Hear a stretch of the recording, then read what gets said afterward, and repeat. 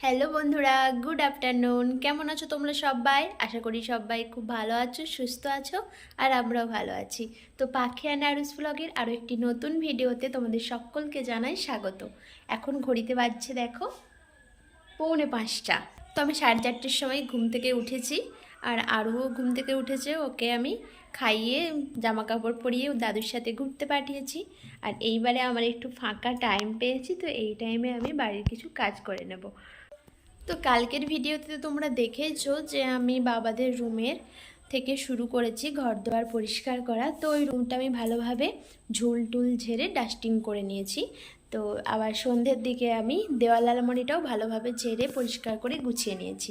তো আজকে আমি ভাবছি যে এখন আরও যেহেতু বাড়িতে নেই, ও একটু ঘুরতে বেরিয়েছে, আসতে দেরি হবে, মিনিমাম 1 ঘন্টা তো লাগবেই। তো সেই 1 ঘন্টার মধ্যে আমি ফ্রিজটা পরিষ্কার করে নিই। তো আজকে আমি ফ্রিজটাকেই ক্লিন করব, তো সেটাই তোমাদের সাথে আমি শেয়ার করব।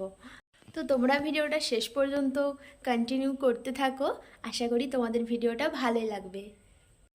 তো দেখো, এই হলো আমার ফ্রিজ বাইরের অবস্থা। তো খুবই ধুলো পড়েছে চারিধারে, আর ভেতরের অবস্থাও খুবই খারাপ। বেশি কিছু নেই জিনিস, সবই শেষ হয়ে গিয়েছে। আর আমি আনতেও বারণ করেছি, তার কারণ আমি ভাবলাম যে আগে ভালোভাবে ক্লিন করে নিই ফ্রিজটা, তারপরেই সব কিছু ভর্তি করব। কারণ ফ্রিজে যখন জিনিস থাকে না, সেগুলো সরিয়ে সরিয়ে ফ্রিজ ক্লিন করতে না খুব প্রবলেম হয়। আবার সেই জিনিসপত্র নামানো, আবার সেইগুলো জায়গায় জায়গায় রাখা। তো এই কারণের জন্যই আমি ভাবলাম এখন যখন ফ্রিজটা একদম ফাঁকা হয়ে গিয়েছে, তো এই সময়ই আমি ফ্রিজটা ক্লিন করে নিই। কারণ অনেক দিনই হলো ক্লিন করা হয়নি, তো ভাবছিলাম যে একেবারে পুজোর সময় ক্লিনটা করব। তো সেই জন্যই ঘরটা তো একদম পরিষ্কার করেই নিচ্ছি। তো ভাবলাম এই ঘরটাই যখন পরিষ্কার করছি, তো এখন ফ্রিজটা যেহেতু এই ঘরেতে থাকে, তো ওইটাও পরিষ্কার করে নিই। তো দেখো, প্রথমেই আমি ফ্রিজের ওপরে যা যা আছে নামিয়ে নিচ্ছি। তো ফ্রিজের ওপরে তেমন কিছু একটা জিনিস নেই, ওই আলুর বার্থডে টুপিটা ছিল, আর কিছু নেই। তো এখন আমি দেখো ফ্রিজের যে কভারটা দেওয়া আছে সেটা নামিয়ে নিচ্ছি, কারণ ওইটার উপরেও প্রচুর ধুলো পড়েছে। তো ফ্রিজ পরিষ্কার করার সবার আগের কাজ হচ্ছে ফ্রিজের সুইচটা অফ করতে হবে। তার কারণ ফ্রিজের সুইচ অন রেখে ফ্রিজ পরিষ্কার করা তো একদমই চলবে না, কারণ শক লেগে যেতে পারে। সেই কারণে আমি আগে সুইচটা অফ করে দিলাম। তো তারপরে আমি দেখো ফ্রিজটা একটু আস্তে আস্তে সামনের দিকে টেনে নিচ্ছি। যদিও ভয় পাচ্ছি খুব, কারণ ভারী জিনিস তো একা একা কোনো দিনই সরাইনি। যে হোক হেল্প করে সরানোর জন্য, কিন্তু আজকে যেহেতু কেউ নেই, ওই জন্য আমাকে একাকেই সরাতে হচ্ছে। আর এটা সরিয়ে আনছি তার কারণ পেছনের দিকে যে ট্রেটা থাকে ওভার জলটা পড়ার, তো সেই ট্রেটাও আমি পরিষ্কার করে নেব। তো যখনই আমি ফ্রিজ পরিষ্কার করি, তো ওটাও পরিষ্কার করে নিই। তার কারণ ওখানে তো জলটা এসে এসে জমছে, আর অনেক দিন জলটা থাকলে তো প্রচুর নোংরা হয়ে যায়, সেই জন্যই আর কি। তো এর আগে আমি সুইচটা অফ করে দিয়েছিলাম, কিন্তু প্লাগটা খুলিনি। তো এখন প্লাগটা খুলে নিলাম ফ্রিজের। আর তারপরে দেখো বোর্ডটাও একটু ভালো করে ক্লিন করে নিচ্ছি, কারণ ওটা তো যেহেতু ফ্রিজের পেছনের দিকে থাকে একটু, তো সবসময় হাতে নাগাল যায় না, সবসময় খেয়াল করে মোছা হয় না, এই আর কি। তো সেই জন্য একটু ভালো করে দেখো মুছে নিলাম, কারণ ওইখানেও প্রচুর ধুলো পড়েছে। তো এখন দেখো আমি ঝাড়ুটা নিয়ে পেছনের দিকে যে ঝুলগুলো হয়েছিল আর ধুলোটা ছিল, তো সেটা একটু ঝাঁটিয়ে নিচ্ছি।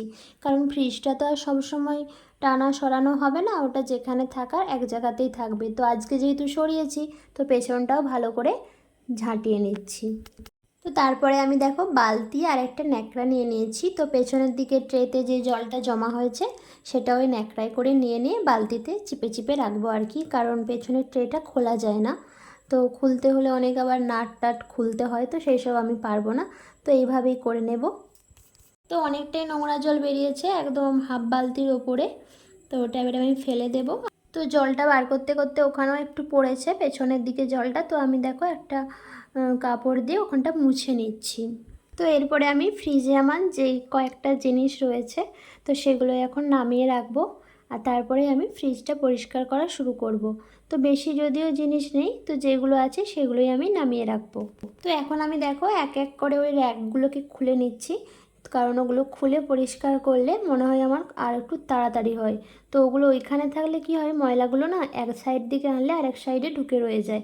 তো সেই জন্যই আমি ওগুলো সব নামিয়ে নিলাম। তো এখন আমি চলে যাব এগুলো সব ধুয়ে নেওয়ার জন্য। আর তোমরা দেখতেই পাচ্ছ যে আমার ফ্রিজটার কি অবস্থা হয়েছে, দেখতেই পাচ্ছ কত ময়লা জমেছে। মানে অনেক দিনই হলো পরিষ্কার করা হয়নি, সেই জন্যই এই অবস্থা আর কি। তো দেখো আমি সমস্ত র্যাকগুলো ট্রেগুলো সব নিয়ে চলে এসেছি বাইরে, মানে কলতলাতে। তো এখানে আমি এগুলো এখন ভালোভাবে সাবান দিয়ে নেব। তো ফ্রিজে কিছু মানে রাখলে কি হয় ট্রেগুলোতে, তো মানে শুকিয়ে যায় ময়লাগুলো, এমন শুকিয়ে যায়। তো এইভাবে না স্কচ ব্রাইট দিয়ে না ঘষে ঘষে তুললে না কিছুতেই উঠতে চায় না। তো সেই জন্য আমি যখনই ফ্রিজ পরিষ্কার করি তো সব বাইরে নিয়ে চলে আসি একেবারে খুলে। তো এখানে ভালোভাবে স্কচ ব্রাইট দিয়ে ঘষে ঘষে সব ময়লা পরিষ্কার করে নিই। তো এইভাবে করি তার কারণ আমার মনে হয় যে এইভাবে করলে একটু সুবিধে হয়, মানে টাইমটা একটু কম লাগে, আর যে ময়লাগুলো পড়েছে তো সেগুলোও খুব তাড়াতাড়ি উঠেও যায়। তো দেখো আমি এক এক করে সব সাবান দিচ্ছি আর ধুয়ে নিয়ে পাশে রাখছি জল ঝরার জন্য। তো এগুলো এখন এখানে জল ঝরবে, মানে জল ঝরতে দিয়ে আমি ফ্রিজটা পরিষ্কার করব, তারপরে আমি এগুলো নিয়ে যাব।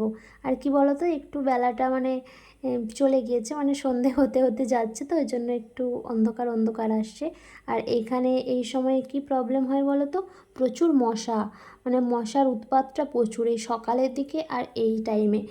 তারপরে বিকেলে দুপুরে তো এগুলোতে একটু কম লাগে। তো দেখো আমার সব ট্রেগুলো ধোয়া হয়ে গিয়েছে আর আমি এইভাবে এখানে জল ঝরতে দিয়েছি। তো এখন আমি ভেতরে চলে যাব। তো দেখো এখন আমি একটা শুকনো কাপড় নিয়ে যে ময়লাগুলো পড়েছে তো সেগুলো একটু ভালো করে মুছে নিচ্ছি। তো এরপরে ন্যাকড়াটা জলে ভিজিয়ে, তো সেই ভিজা ন্যাকড়াটা দিয়ে তারপরে মুছবো। তো আমি এখানে শুধু জল ইউজ করছি না, তো জলের সাথে একটু খাবার সোডা দিয়ে মুছবো। তো আমি যখনই ফ্রিজ পরিষ্কার করি তখনই জলের সাথে খাবার সোডা দিয়েই পরিষ্কারটা করি। তো খুব ভালোই পরিষ্কার হয়, কোনো গন্ধ ছাড়ে না। আর এমনিতেও আমাদের ফ্রিজে খুব একটা গন্ধ নেই, কারণ আমরা তো সেরকম তরকারি টরকারি এইসব রাখি না, জাস্ট সবজি থাকে আর ফল থাকে, তো আর মাছ থাকে, আর তেমন কিছু রাখি না। তো তরকারি টরকারি যেহেতু রাখি না, তো সেই জন্য খুব একটা গন্ধ ছাড়ে না আমাদের ফ্রিজ থেকে। তো একদিকটা আমার পরিষ্কার করা হয়ে গেল, এরপরে আমি এই দিকটা পরিষ্কার করতে চলে আসলাম। তো দেখো কেমন ধুলো হয়ে হয়ে খাঁজে খাঁজে ঢুকে গেছে, তো সেগুলোই পরিষ্কার করছি এখন আমি। তো সবটাই ভালোভাবেই পরিষ্কার হয়, কিন্তু এই ফ্রিজের সাইডে যে রাবারের মতন এইটা আছে, তো ওটাতে না এমন কালো কালোভাবে ময়লা ঢুকে থাকে, তো কিছুতেই আর পরিষ্কার হয় না। যদিও ময়লাটা পরিষ্কার হয় কিন্তু দাগটা একেবারে যায় না, এই কালো দাগটা। তো ওই কালো দাগটা কী করে যাবে, যদি কারো কিছু সলিউশন জানা থাকে তো আমাকে জানিও প্লিজ কমেন্টে। তো এই ফ্রিজটা বেশি দিনের পুরনো না, আমার মেয়ের যখন 1 বছর বয়স তো তখনই এটা কেনা হয়েছিল। তো আমাদের যেহেতু বাজার অনেকটা দূরে, তো প্রতিদিন তো আর বাজার থেকে মাছ এনে এনে খাওয়ানো সম্ভব নয়। তো সেই জন্য আমরা নিজেরা হলে তো একটু ভেজে রেখে তারপরের দিনও খেতে পারবো, কিন্তু বাচ্চারা তো সেটা খেতে পারবে না। তো 2 বার 3 বার একটা মাছ ভাজলে সেটা অনেকটাই শক্ত হয়ে যাবে, তো ওর দ্বারাই সেটা খাওয়া সম্ভব না। তো সেই জন্য যাতে নরম মাছ সঙ্গে সঙ্গে ভেজে ওকে দিতে পারি, তো সেই জন্যই ফ্রিজটা আনা হয়েছিল। তো এই আমার মেয়ের 4 বছর বয়স, মানে ফ্রিজটার বয়স 3 বছর। তো খুব একটা পুরনো না, তবুও এই দাগগুলো মানে প্রায় মুছি, কিন্তু তবুও কেন যাচ্ছে না জানি না। তো দেখো ফ্রিজের ভেতরটা আমার ভালোভাবে মোছা হয়ে গিয়েছে, আর এখন আমি দেখো ট্রেগুলো সব নিয়ে চলে আসলাম বাইরে থেকে। তো যা জল ঝরেছে ঝরেছে, বাকিটা আমি দেখো কাপড়টা দিয়ে মুছে নিচ্ছি। আর আরও দেখো টর্চটা নিয়ে এদিকে টিপছে, ওই জন্য মাঝে মাঝে আলোটা আসছে এখানে।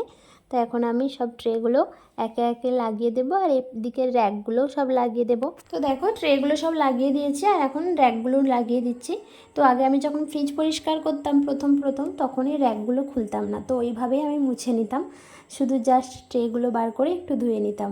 তো এখন না থেকে থেকে শিখে গেছি। তো মানুষের তো শিক্ষার শেষ নেই, মানে শেষ বয়স পর্যন্ত কিছু না কিছু শিখে যায়। তো দেখতেই পাচ্ছ আমার ফ্রিজটা একদম পরিষ্কার করা কমপ্লিট হয়ে গেল। তো আমি শেষে দেখো একটু জল জল যেগুলো লেগে আছে সেগুলো একটু গামছাটা দিয়ে মুছে নিলাম। তো কোনো জিনিস পরিষ্কার করার পরে গোছানোর পরে একটা দেখতে কত সুন্দর লাগে তাই না, কিন্তু সেটা শেষ পর্যন্ত আর থাকে না। আর এই নিচের যে দাগটা দেখতে পাচ্ছ, যেখানে সবজির ট্রেটা থাকে, তো ওই দাগটা আমার দোষেই হয়েছে। তো যখনই সবজির ট্রেটা বার করা হয় তখন ওই ট্রের নিচেতে বালি টালি কিংবা কোনো ধুলো টুলো লেগে গেলে না সেটা আর মুছে ঢোকানো হয় না, তো নিয়ে গিয়ে সরাসরি ঢুকিয়ে দেওয়া হয়, তখনই ওইটা ঘষা লেগে ওই ব্যাপারটা হয়ে গিয়েছে। আর এখন দেখো আমি ফ্রিজের বাইরের দিকটা মুছে নিচ্ছি। তো অন্যান্য বারে কলিন দিয়ে মুছি, তো আজকে এমনি জাস্ট ভিজে গামছাটা দিয়ে মুছে নিচ্ছি। তো মাঝে মাঝে কলিন দিয়ে মোছাই হয়, তো সেই জন্য আর আজকে কলিন দিয়ে মুছলাম না। আর এখন দেখো আমি ফ্রিজের জন্য অনলাইন থেকে মানে কভার আর ম্যাট একসাথে, তো ওটা কিনেছিলাম। তো কভারটা আমি দিয়ে রেখেছিলাম কিন্তু ম্যাটটা দেওয়া হয়নি, তার কারণ ম্যাটটা না একটু বড় হচ্ছিল, তো ওটা বড়োর জন্য আর দেওয়াও হচ্ছিল না আর কাটাও হচ্ছিল না। তো আজকে ওই জন্য ভাবলাম যে না, এটা বেকার কিনা হয়েছে, পড়ে থাকবে কি, সেই জন্য দেখো সাইজ করে কেটে নিলাম। আর তারপরে আমি ওটা ম্যাটটা ফ্রিজে রেখে দেবো। তো ম্যাটগুলো তো কেটে নিলাম, এবারে ঠিক ঠিক জায়গায় ঠিকঠাক হচ্ছে নাকি দেখতে হবে। তো তারপরে আমি ট্রেগুলোর উপরে ম্যাটগুলো দিলাম, তো তারপরে দেখলাম যে একটু বড় হচ্ছে সামান্য, তো আর একটু কেটে দিলেই হয়ে যেত, কিন্তু আর আমি কাটলাম না, ওরমই রেখে দিলাম, তার কারণ আর আমার ধৈর্যই কুলোচ্ছে না। তো এই বিষয়ে আমি একটু অলসতাই করলাম। তো অনেকক্ষণ ধরে এটার পেছনে পড়ে আছি, তো আর ভালো লাগছে না। আবার ভাবছি যে আরুকে খাওয়াতে হবে, পড়তে বসাতে হবে, রাতের রান্না আছে, তো এসবের মাথার মধ্যে ঘুরছিল। তো সেই জন্য আর এটার দিকে আর গেলাম না, ভাবলাম আবার পরের বারে ওটা করে দেব। তো ম্যাটগুলো দিতে কেমন লাগছে সেটা তোমরা কমেন্ট বক্সে জানিও কমেন্ট করে। তো এরপরে ফ্রিজের মধ্যে আমার যা যা ছিল সেইগুলো আবার সেই জায়গায় জায়গায় রেখে দিলাম। আর ফ্রিজের থেকে তো আমি মাছটা বারই করিনি, তো ওটা ওখানেই ছিল, তার কারণ আমি দুদিন হলো ডিপ ফ্রিজের যে বরফ ছিল, তো ওটা ডিপ ফ্রস্ট করে সব বরফ বার করে ওটা পরিষ্কার করে নিয়েছি, সেই জন্য ওটা আর আজকে কিছু করলাম না। তো এবারে দেখো আমি প্লাগটা দিয়ে সুইচটা অন করে দিলাম ফ্রিজে, কারণ আমার ফ্রিজটা পরিষ্কার করা একদম কমপ্লিট হয়ে গিয়েছে। আর ফ্রিজের ওপরে যে কভারটা ছিল আর ফ্রিজের যে হ্যান্ডেল কভারটা ছিল, তো ওইগুলো আমি কালকে কাচার পরে আবার দিয়ে দেব, কারণ আমার একটা করেই কভার রয়েছে, সেকেন্ড কোনো অপশন নেই, সেই জন্য আমি আর দিতে পারলাম না। তো আমার রেডি হয়ে গেল ফ্রিজ ক্লিনিং করা। তো আজকে আমি ফ্রিজটা ডিপ ক্লিনিং করলাম। তো তোমরা তো এতক্ষণ দেখলে আমি ফ্রিজ পরিষ্কার করলাম, আর এইমাত্র আমার ফ্রিজ পরিষ্কার কমপ্লিট হলো। তো পুরোটা করতে আমার 1.5 ঘন্টা লেগে গিয়েছে, কারণ এখন 6:30 বাজছে, আমি 5টার সময় শুরু করেছিলাম আর এখন 6:30 বাজছে, তো 1.5 ঘন্টা প্রায় লেগে গেল। আর আরও তো চলে এসেছে, তোমরা দেখতেই পেয়েছো, তো ওকে এবারে খাওয়াবো, খাইয়ে পড়তে বসাবো। তো আজকে অনেকটা দেরি হয়ে গেল, কারণ একটা কাজ মানে ধরলে মনে হয় ওটা শেষ করি তারপরে বাকি সব কিছু করব, তো সেই জন্যই আর কি একটু দেরি হয়ে গেল। তো আজকের ভিডিওটা এই পর্যন্তই, ভালো লাগলে অবশ্যই একটা লাইক করে দিও আর কমেন্টে জানিও ভিডিওটা তোমাদের কেমন লাগলো। দেখা হবে পরবর্তী ভিডিওতে, ততক্ষণে সবাই সুস্থ থেকো, ভালো থেকো, টাটা, বাই বাই।